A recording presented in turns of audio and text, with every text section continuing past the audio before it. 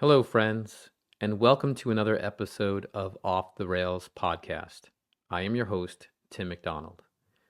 We have a very special guest on our podcast, Charles A. Marino, former senior law enforcement advisor to the Secretary of the Department of Homeland Security and national security expert.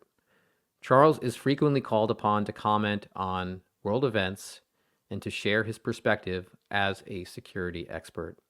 He's appeared on countless media outlets, including Fox News, Newsmax, and a host of others, and we're so grateful to have him on our podcast. He's here to discuss the crisis on the southern border and his best-selling book, Terrorist on the Border and in Our Country, available on Amazon Books or anywhere that books are sold. This, in my opinion, is a must-read for anyone wanting to learn more about this topic or is concerned. So without further ado, let's dive in with Charles Marino.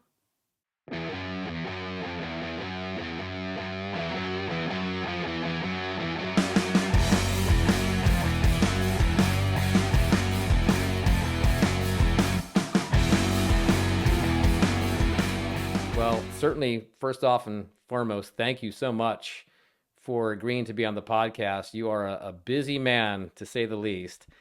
I think for the viewers and our audience, I probably want to just let people know. They're probably wondering how the heck did the schmuck Tim McDonald land Charles Marino on his podcast so early on in his podcast career?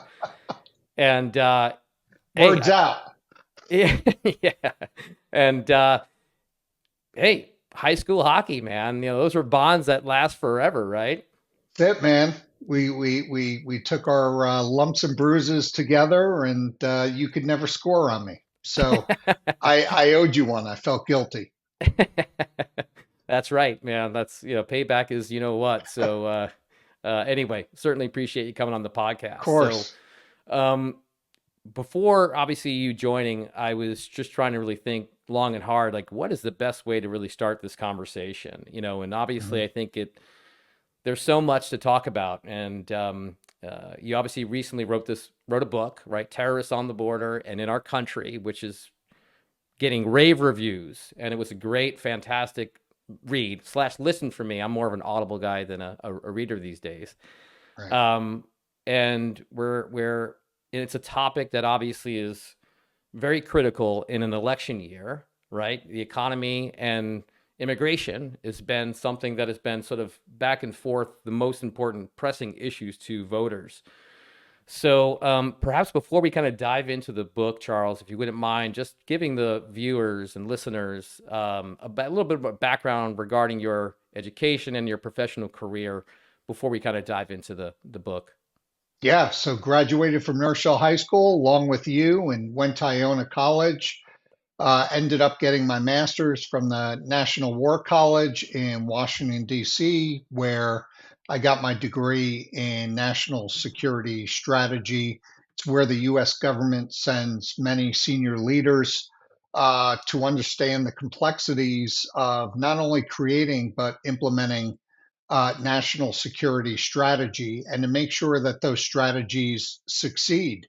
I worked for the U.S. Secret Service for almost 20 years, including 3 years for the Secretary of Homeland Security as her senior law enforcement advisor, covering a wide variety of law enforcement and intelligence operations, including creating and setting forth the See Something, Say Something campaign that we hear about today all over the place, which I'm happy about, and also the National Terrorism Advisory System when we did away with the color coded threat system here in the United States.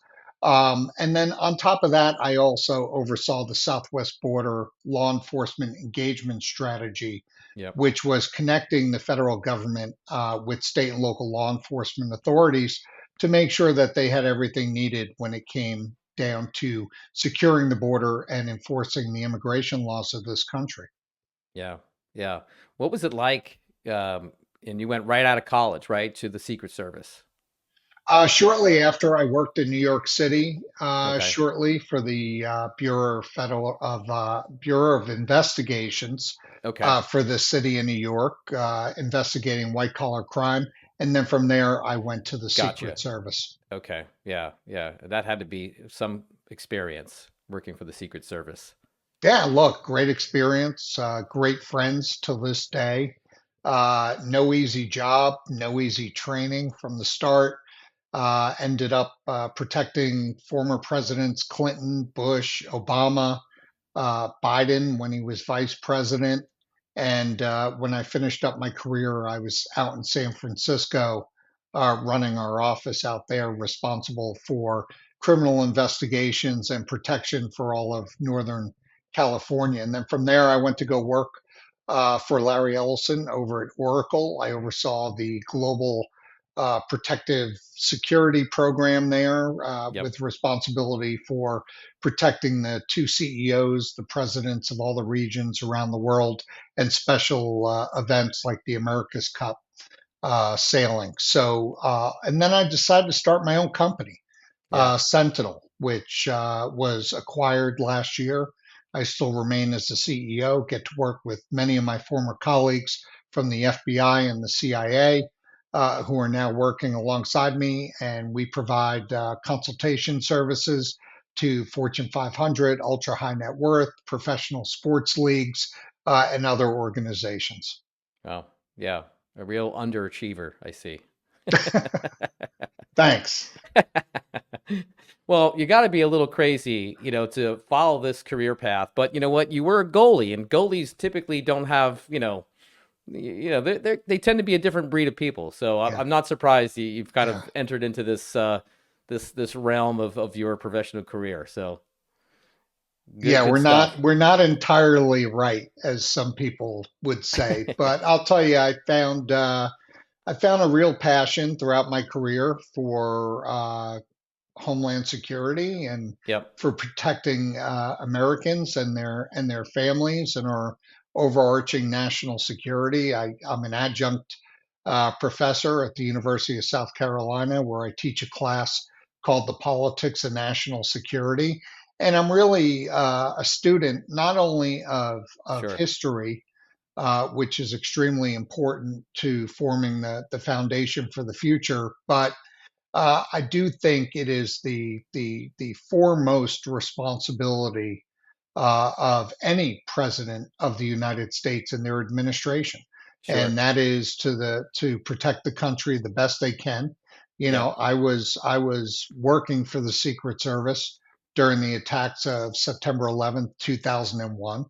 Yeah. So I've seen our system suffer from a catastrophic failure Right. costing thousands of lives Yep. of Americans and others from Yeah. around the world, and agree with the sentiment that we can never let that happen again. And so Right. I'm on the side of ensuring that it never happens again, which is Yeah. why I wrote the book.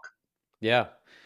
And and I think that is sort of a great segue, and just kind of understanding sort of the reasoning behind the book. And one of the things that stood out to me when I was reading or listening to your book, what I like about it is very early on you touch base on some of the history regarding sort of Mexico and U.S. immigration policies.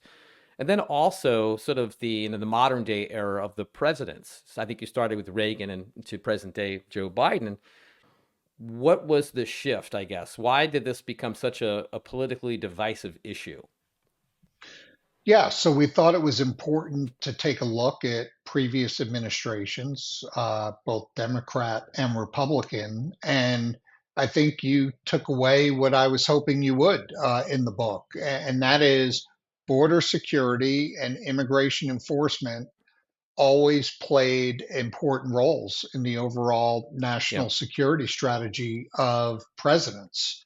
Yep. Both former presidents Clinton and Obama were actually viewed by the left, including the immigration advocacy groups, to be border hawks. I don't know if you remember this, Tim, but President Obama earned the nickname the deporter in chief Yeah. from the far left Yeah. because they thought he was coming, way too hard down on immigration, Right. secure communities, deputizing, 800,000 state and local law enforcement to be able to enforce immigration laws and Sure. prioritize somebody that, failed to signal going around a turn that was found to be in the country illegally, prioritize them for deportation.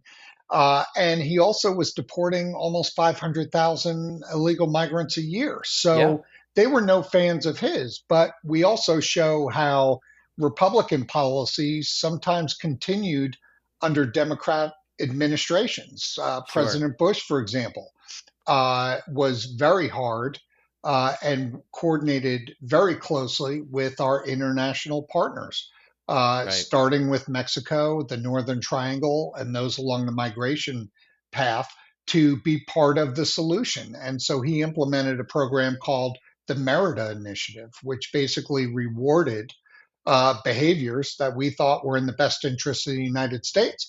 And Sure. President Obama, when he came in office, liked the Merida Initiative so much that he expanded upon it and Right. created Beyond Merida. So, and then Right. of course, former President Trump came in and utilized secure communities, which was also used under former President Obama. Right. So this hasn't been a purely partisan issue, and Right. if these two issues, border security and immigration, weren't important pillars to protecting the country, they Right. would not have been absorbed into the Department of Homeland Security following the attacks of September 11th. So the Right. story kind of tells itself. Yeah. Do you get the feeling, and I was just thinking about this the other day, September 11th was probably the last time that I remember feeling that the country was one. And unfortunately, it had to be the tragic events of 9/11 for us to, become patriotic, right? And I get the sense now with, you know, I think it's 11 million plus immigrants in our country. Over the past 3 years, there's been millions of people coming in illegally into this country.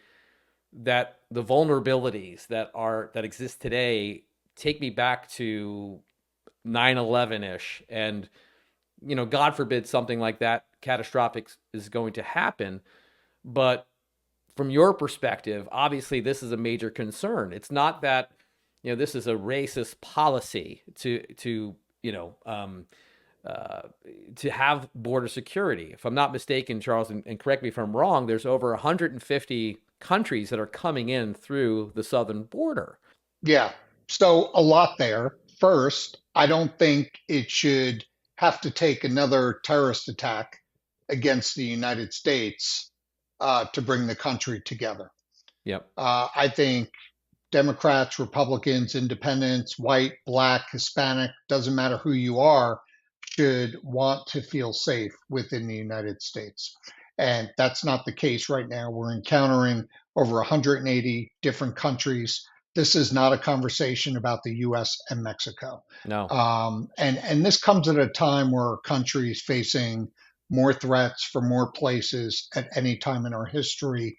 Our threat level has never been higher, to include prior to the attacks of September 11th. Wow. This is a fact. Don't take my word for it.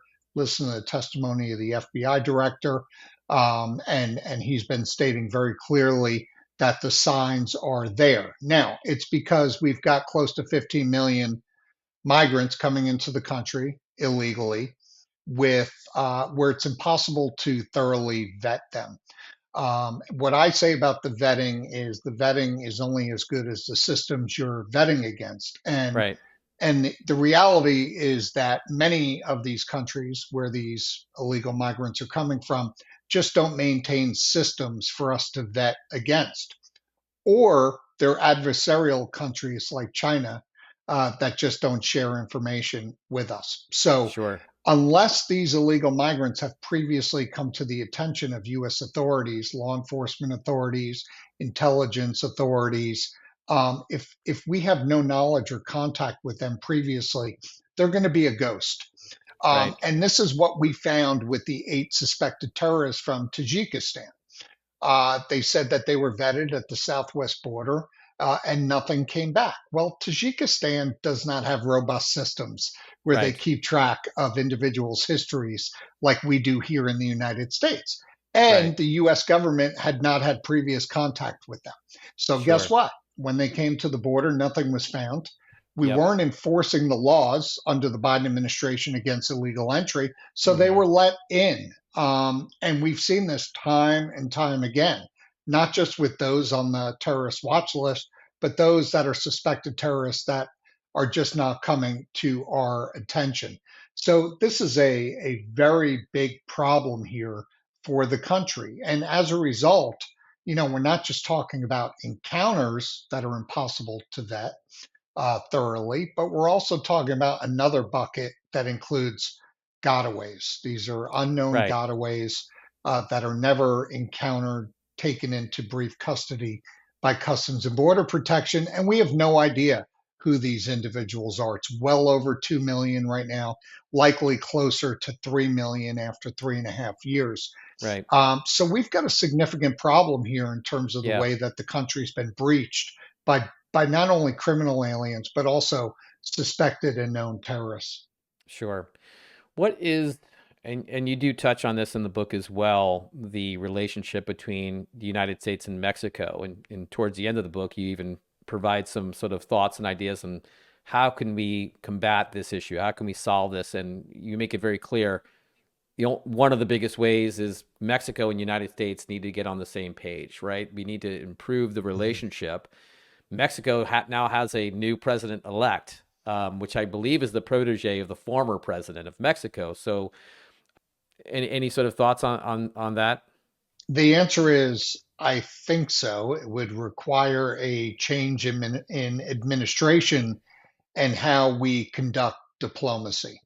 Under this current administration, diplomacy means throwing billions of dollars up in the air for corrupt governments to take and spend in any manner that they want, basically unaccountable to the United States. And that solves nothing. But let's Sure. talk about the cartels for a second, Yep. because they are also groups that have benefited significantly from the policies of this administration.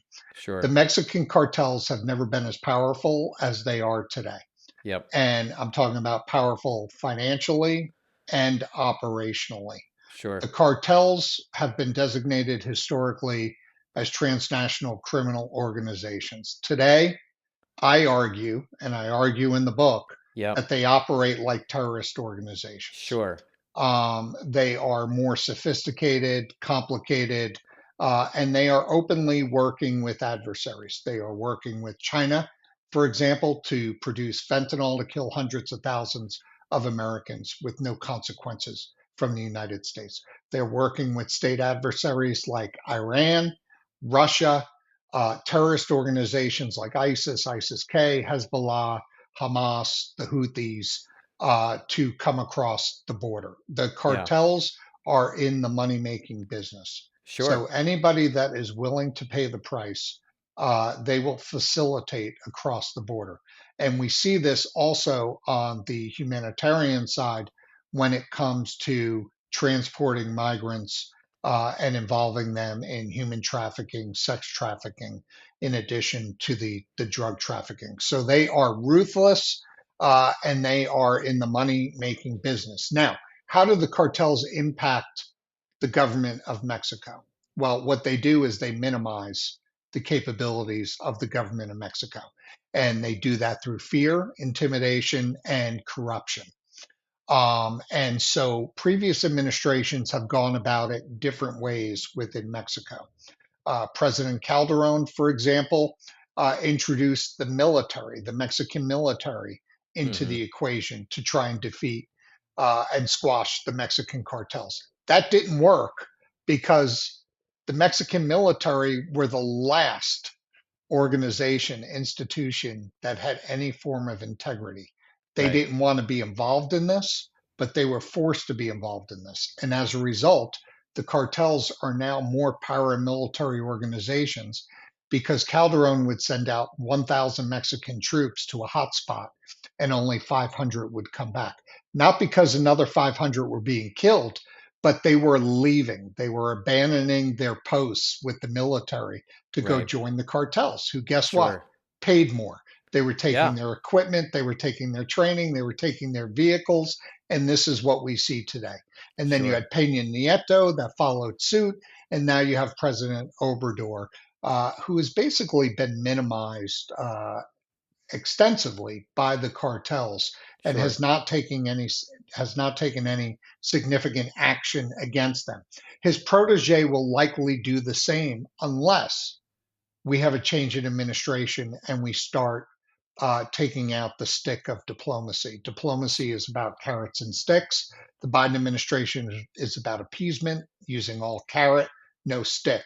I think Yep. if former President Trump comes back in office, you're going to see him be more forceful with Mexico and other countries to say, look, if you don't be part of the solution, become part of the solution, we're going to sanction you. Sure. Mexico, you're currently the number one trading partner of the United States. That doesn't need to stay that way if you Right. don't allow us to reinstitute remain in Mexico and take Sure. other measures and actions against the cartels. Same with other. We also give billions of dollars in other types of aid to these regions. We Right. can cut that off as well. So, Right. look, we need to get a lot harder here. We need to Yep. get harder with countries like China, sanction China even harder than they're being sanctioned now, and say, look, enough of this fentanyl stuff. And then we need to go after the cartels like terrorists. We need to Yeah. introduce the US military into the equation, and we need to go at them. And we'd like Mexico's assistance in doing that.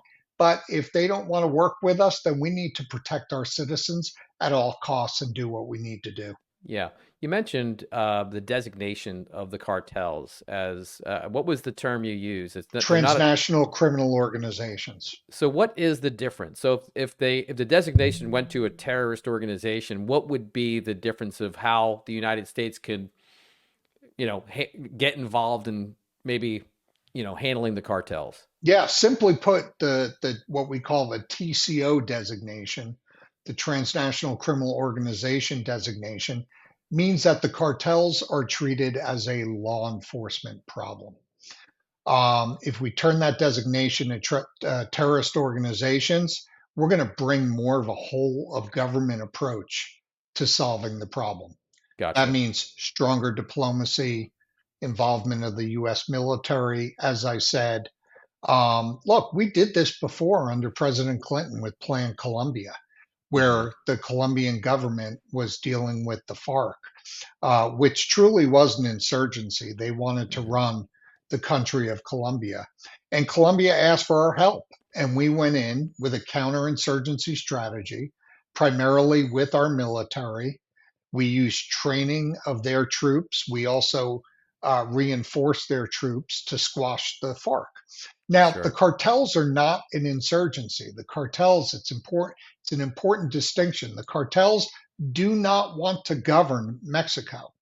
What they want to do is keep the Mexican government the heck out of their business Right. and prevent them from disrupting their money making capabilities. So we Sure. need to keep that in mind. But I think we need to institute the military here to go after the cartels along with law enforcement. Law Yep. enforcement still will play an essential role in following the money, going after the money. But as far as taking out the hard targets, the leadership and the soldiers of the cartels, the military needs to be able to do that. Yeah. It's a big lift, and I think you even mentioned in the book the wage of a police officer in Mexico, and Yeah. I forgot what the dollars were, but we're talking less than minimum wage now in most states in the United States that these police officers are getting paid.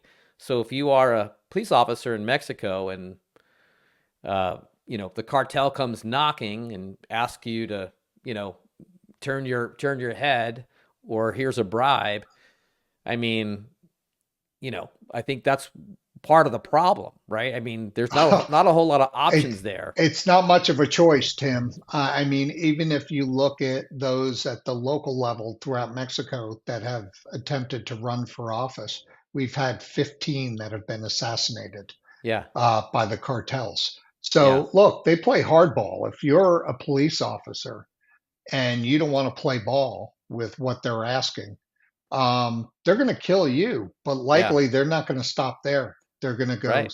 find your family Yeah. and kill them as well.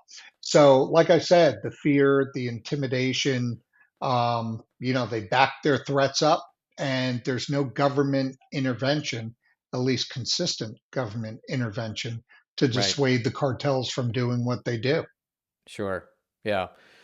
And from your experience, has has there been any administration in distant memory that addressed this issue better than another? I mean, it seems like this has been an ongoing problem for decades, and I don't know if we can ever really get out of this thing.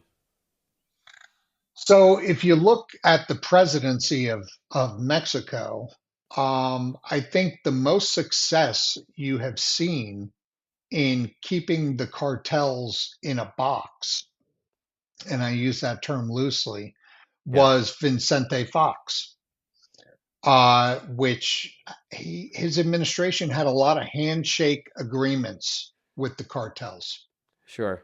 with the threat of using force if they stepped out of line.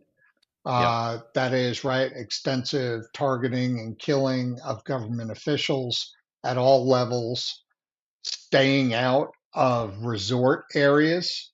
Yeah. That's gone today. Yeah. Cartel violence is prevalent in Yep. places like Acapulco, Playa del Carmen, Cancun. That didn't happen under Vicente Fox. He was a good negotiator. Sure. He said what he meant, and the cartels took him at his word that if they Yep. got out of line, so to speak, that he would come down on them very hard. And then we Yeah. see that diminish over the years. Sure. So you time that with the Clinton administration, the Bush administration. Look, even the Obama and Trump administrations, they all did fairly well when it came to dealing with our international partners. They Yeah. knew how to use the levers of diplomacy. They Sure. knew when to reward, they knew when to punish. This administration is unique and unprecedented because not only have they abandoned enforcing US border and immigration Hmm. laws, which serve as a huge pull factor in and of themselves, but they've also diplomatically and strategically abandoned Mexico all the way down. Right. And so this is what life looks like Yep. when you don't have a strategy other than to say, we're wide open for business. Sure. And what it does is these policies of open borders undercuts our entire homeland security apparatus. Everything that was put in place and created after September 11th has been undercut. You've got the FBI trying to prevent the next terrorist attack in this country. You've got Sure. CBP and ICE trying to keep dangerous people out of this country. And Yeah. and normally they're looking for a needle in a haystack as it is. Yep. And this administration has allowed the haystack to become as big as the entire United States Sure. while these agencies are still looking for the same needle. And so it doesn't work. They've put everybody at a disadvantage. And the warning signs are there. The lights are blinking red. As somebody who's implemented the terrorism advisory system for this country, I can tell you that a threat bulletin should have been issued by the Department of Homeland Security. That system, unfortunately, has been politicized, even though it Hmm. wasn't meant to be. Right. And the reason why it's been politicized and a threat bulletin hasn't been issued to the American people is because if the administration was being honest and issued a threat bulletin, they would have to point the finger back at themselves for Sure. creating the conditions that we see now. Right. And if history repeats itself, the MO of the current administration is we can blame Donald Trump. I mean, that's something that they have done over and over again on a number of different issues. And the White House obviously just recently was asked the question about, Biden's executive order on immigration. And not knowing too much about that particular, you know, executive order, Charles, give me the skinny. What's going on here? Is it Johnny come lately? Is he looking at the polls and saying, "Well, I'm just getting creamed. I need to shore this up." A handful of months before the election, or what's going on here? Of course, he's looking at the polls, Tim. He's getting clobbered in the areas of border security, immigration, safety and security of the American people. It's hitting him from both sides, and rightfully so. What I can tell you about the executive order is it's nonsense. Um, he says he's going to cap the border at 2,500 a day if it goes on for over a week. We still haven't seen that. They're still way above crisis levels. There's a whole bunch of exemptions that basically negate Right, that executive order. And here's what he's trying to do right now. He's trying to please all the people all the time, and no one's buying what he's selling. right, That's what's happening right now. Nobody believes that he's going to be tough on illegal immigration, come right. down on asylum, when for the past 3.5 years, he's allowed every legal pathway, asylum, Yeah, parole, refugee status, he's allowed it all to be sure. exploited. And as far as, folks on the right, look, I'm sorry, House Republicans passed H.R. 2 almost a year and a half ago, Secure the Border Act.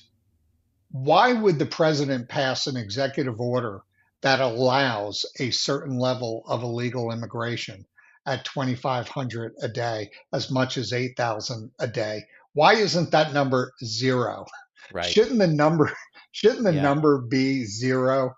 But right. no, instead, he wants to let the left know, the advocacy groups know that, look, I've got to put something out there. It's all politics. It's been politics from the start that he's been playing. He's put politics over our national security. And that's a wink and a nod to the left. Hey, you guys know I need to do this, but I'm Yep. not really going to enforce this. It's not going to mean anything. As Right. far as the Senate border bill that you're talking about, that Schumer introduced, again, it was even higher, 6,000 a day it Right. allowed. I Yeah. mean, so there's so many pull factors in this Right. executive order from the president, the Senate bill from Schumer, that really basically what it says is we're going to continue to cater to the illegal migrants coming into the country. We're going to foot the bill to the tune of billions and billions and billions of dollars. We're Yep. going to let it overrun our infrastructure. Our hospital emergency rooms are now primary care locations. Schools are going to be overrun. Wait till September. These schools have no idea what they're in for, with over 600,000 unaccompanied minors. Yeah. 100,000 still can't be located within the country. Schools are going to be overwhelmed. First responders are overwhelmed.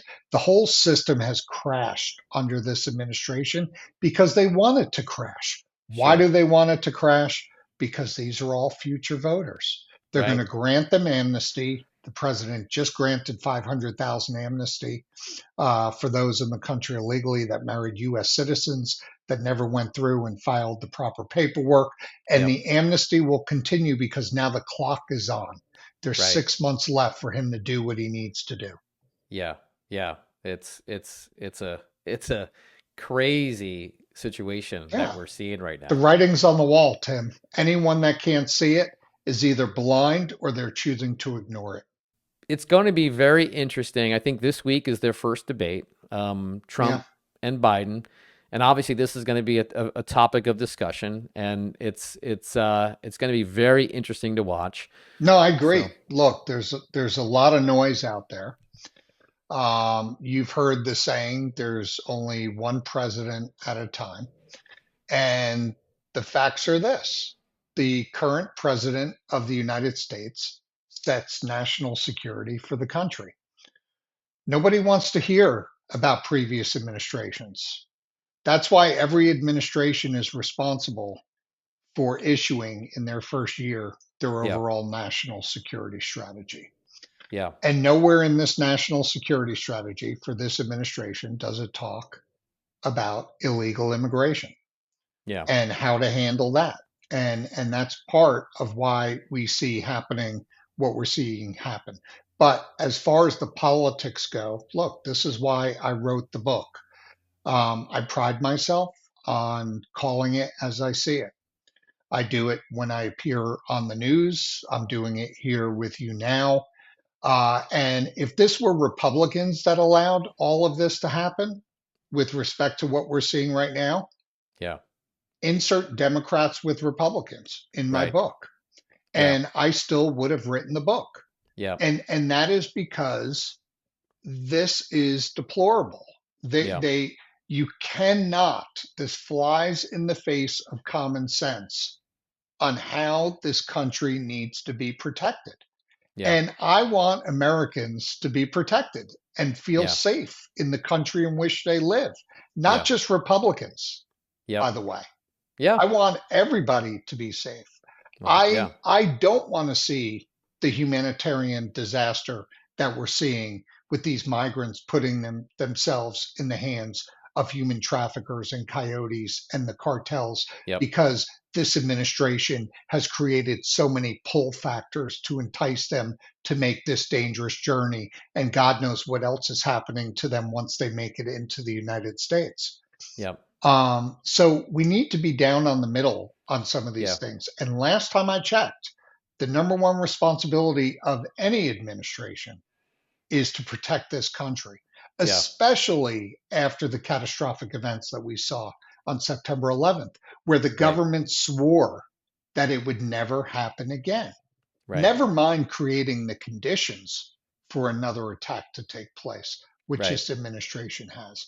This president, this vice president, this secretary of Homeland Security, for every life that's lost in the country at the hands of illegal immigrants that shouldn't be here in the first place, or illicit drugs that are coming across the border because the border is wide open, this administration in its entirety owns this, Yeah. and they should be held accountable for it.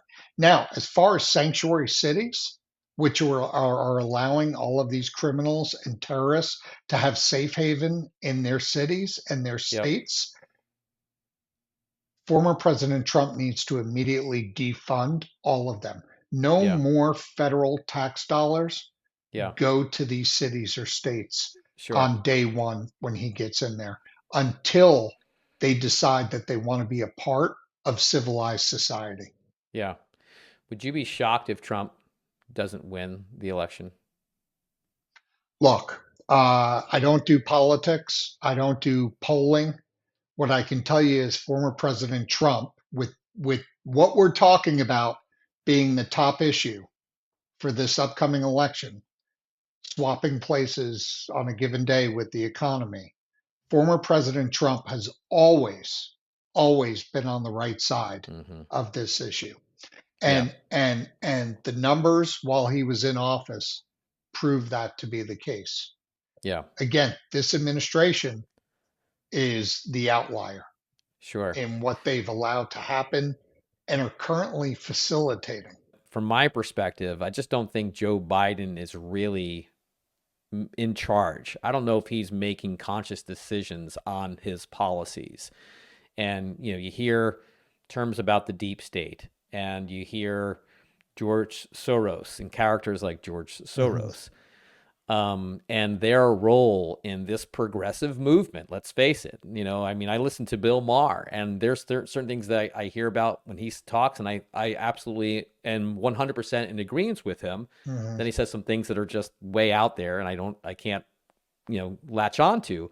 But he himself has said the left has left me. I don't think he'll ever vote for Trump, Mhm. but he's certainly concerned. And I think that a lot of folks that are sort of those old school Democrats are probably feeling a little politically homeless. But what's your thoughts on this progressive movement and you know their impact and perhaps Joe Biden and his administration?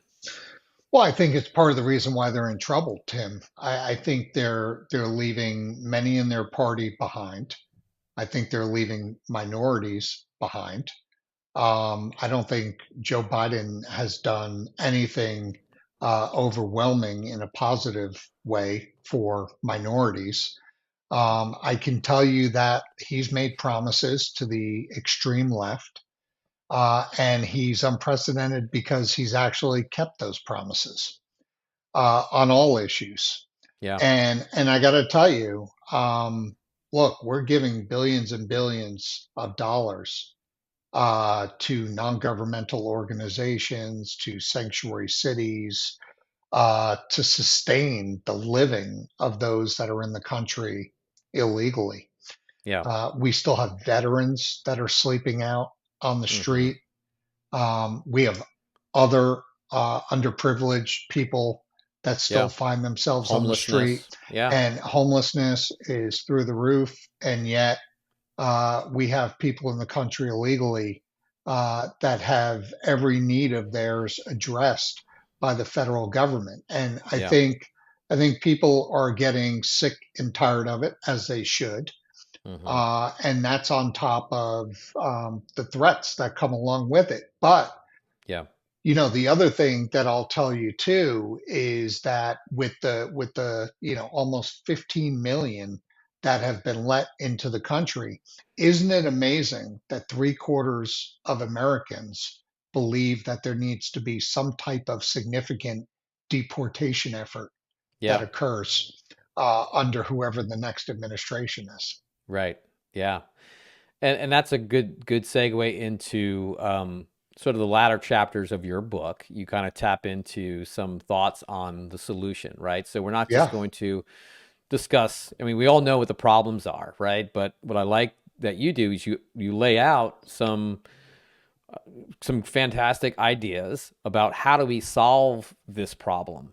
So if you wouldn't mind, maybe spend a little time on that. Yeah, look, I've been there, served for the Secretary of Homeland Security under the Obama administration, the deporter in chief, if you will.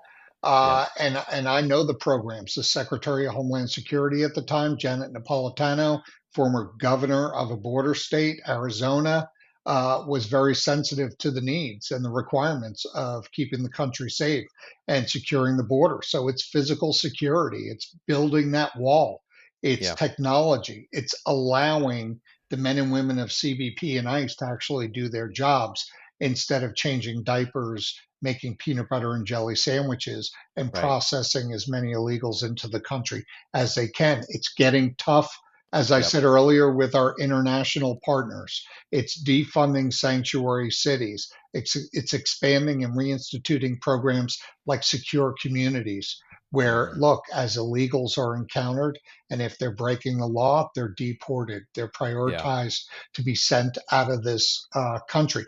And then it's focusing on national security threats, those criminal aliens that have made their way into the country. And then we're going to have another huge bucket of those that overstay their visas, fail to show up in accordance Right. with their notices to appear. Look, Yep. the immigration laws are as tough as you want them to be Sure. if you enforce them. Title 8 has been around forever. This is the Right. foundation of our Sure. immigration and border security laws. You Yeah. just need a commander in chief that's going to come in and say, look, there's a new sheriff in town. We're going to protect not only the safety and security of the American public, we're going to also protect the sovereignty of the country. I don't know why we've become apologists Yeah. for wanting to safeguard and Right. maintain the sovereignty of our country. These are our shared values, our Yep. shared cultures. As you said, this is not racism. This is not about the US and Mexico. This is about the rest of the world that Right. is trying to come into the United States against the laws of our country. And presently, under this administration, are being allowed to do so. So, as we fast forward to the debate on Thursday night, Yeah. there is no doubt that the information that's available and the circumstances that have been created by this administration, there's no reason why former President Trump should not eat the lunch of this current president on these issues. Yeah. It's certainly going to be must-watch TV. No, It's absolutely. I mean, this is not a partisan issue. And no. Americans need to wake up that the next kid, God forbid, the next 12-year-old kid Yep. that gets assaulted or raped or murdered, they're not going to be looking at what party the parents belong to. No, no, not at all. Your book is the timing of it's impeccable. It's something that's such a critical issue for so many Americans today. And I think it's going to be a very interesting, election year. Tim, it's been a bestseller since it's come out on Amazon and available in major bookstores. Like I said, it calls it as it is. The president owns this. The Secretary of Homeland Security owns this. We take you very, very clearly, we take you from the start of how this crisis began and how it continues and the impacts that it's having on the country.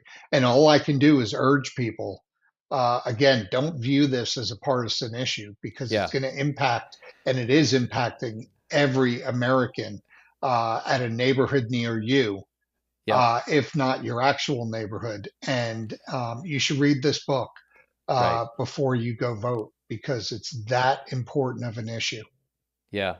I couldn't agree more. And again, Charles, I wanted to thank you for agreeing to come on the podcast and Yeah, share absolutely. your expertise. And for anyone listening to the book or listening to the podcast, go ahead and buy the book. We'll provide a link in our when we post our podcast on YouTube and also Spotify. But Charles, man, keep fighting the good fight, man. It's been a pleasure having you on the podcast.